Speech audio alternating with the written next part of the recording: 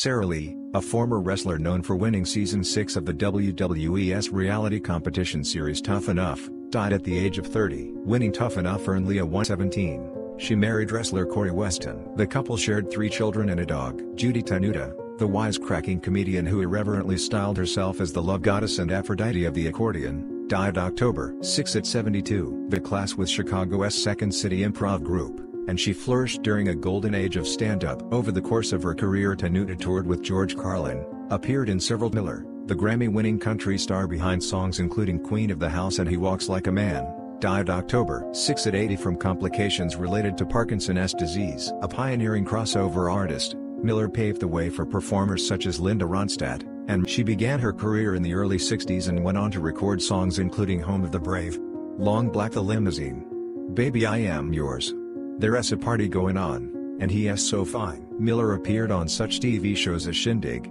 American Bandstand, and Hee Haw, was inducted into the Country Music Hall of Fame, and had a high school performing arts center named after her in her hometown of Blanchard, Oklahoma. Or series The Secret Storm. She made multiple appearances on popular television shows throughout the 50s and 60s, including Frontier, Conflict, and Iron Horse, before returning to California and joining the cast of the Emmy-winning sitcom My World and Welcome to It in 1969. 2 years later, Hotchkiss started writer and penned the 1977 acting handbook No Acting Please with Eric Morris. In 1974, she wrote the play Legacy, which chronicled an upper-class house of Butcher Hollow, Kentucky. Lynn was the second of 8 children and grew up in a musical household. She married Oliver Doolittle Lynn at 15, and after Opry. She later signed with Decca and released more than 50 records for the label over the next 30 years, including country standards like 1967's Don't He Come Home a Drinking, 1971's After the Fire's Gone and Lead Me On, and touring together frequently. In 1972, Lynn became the first woman to ever win the Entertainer of the Year award from the Country Music Association. Year award from the Academy of Country Music Awards in 1995. In 2004,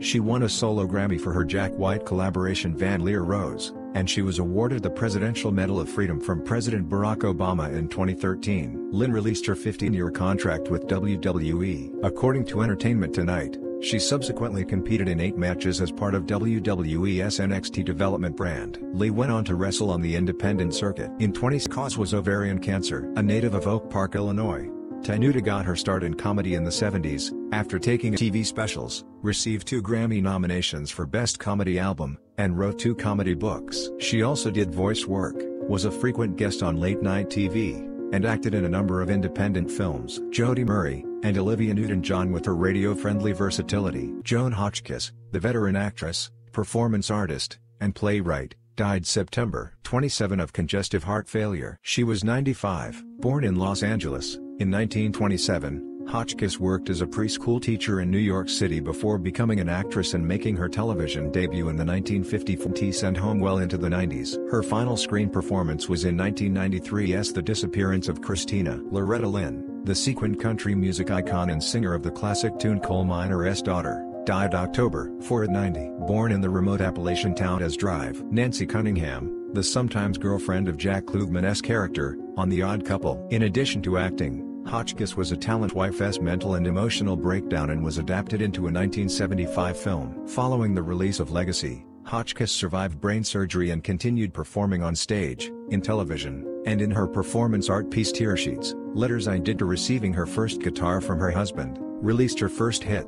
I Am a Honky Tonk Girl, in 1960. Lynn's flinty voice and no-nonsense lyrics made her a staple on the Grankin, with Lovin' on Your Mind, and the autobiographical Coal Miner's Daughter in 1970. In 1971, she began an enduring and wildly successful partnership with Conway Twitty, recording a number of hits including. In 1976, she released her autobiography Coal Miner's Daughter, which was later adapted into Michael Apted's 1980 film of the same name, and she hand-picked Sissy Spacek to play her in the movie, for which Spacek won an Oscar. Lynn was inducted into the Country Music Hall of Fame in 1988 and awarded the 9th and final album, Still Woman Enough, in 2021.